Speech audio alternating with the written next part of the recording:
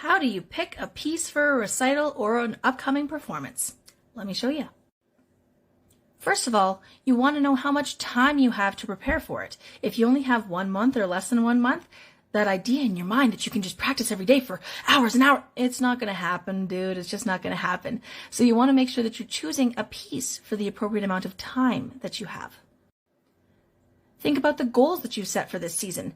Think about the things that you've already accomplished between September to now, whether it be in band, whether it be in your musical programs, whether it be just at your home practicing. What goals have you set and accomplished, and you have visceral, beautiful proof of your growth, of your intensity, of your amazingness? What proof do you have?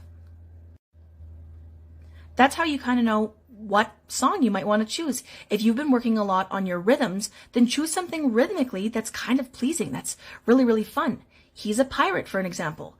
Da-da-dun-dun, da-da-dun-dun, da-da-dun-dun, da-da-da-da. Very good, very cool for rhythms. Final countdown. 1, 2, 3, da-da-dun-da. 1, 2, 3, da-da-dun-dun-da. 1, 2, 3, da-da-da-da. Choose a song that's kind of fun, maybe.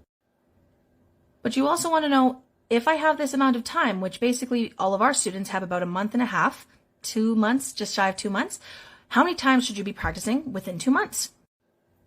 Well, let's do a big number here. If we have 100 times that you want to get through that piece, it's an insane amount of times to go from the start to the finish.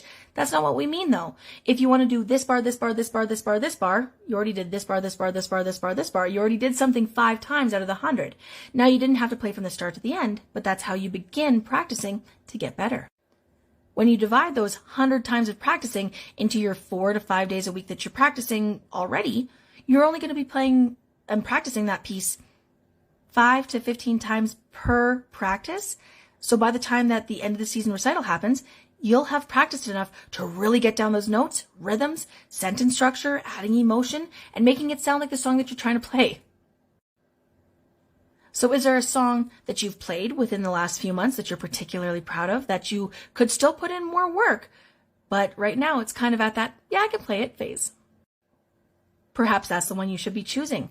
But you want to make sure that you're having a conversation with at least your teacher if you're in lessons to make sure, is this too easy, too hard, or is it right in the middle for the amount of effort and work that I also want to put in?